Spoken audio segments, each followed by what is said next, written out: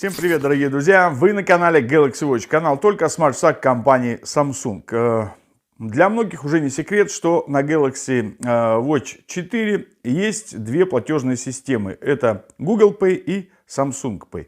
Многие пишут, что не получается у них, значит, оплачивать двумя этими системами, так скажем, одновременно, да, что приходится переключать настройки. На самом деле для этого не надо переключать настройки, нужно просто их правильно включить, чтобы вы могли оплачивать как, допустим, Google Pay, также и включив в любой момент Samsung Pay, вы могли оплатить и Samsung Pay. Все очень легко, в принципе, и просто. Для этого что нам нужно с вами сделать?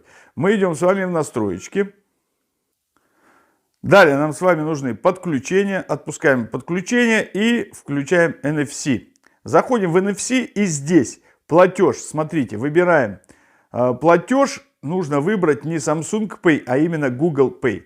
Включаем Google Pay. Дальше оплата в открытом приложении. Все. И больше ничего не надо. Ну и Samsung Kilt — это левая настроечка. Все. Когда вы так включите, вы легко сможете оплачивать, как и Google Pay, причем вы его можете назначить включением кнопкой, допустим, двойное нажатие кнопочки, и у вас будет запускать, как у меня, Google Pay, да, а одинарное внизу Samsung Pay.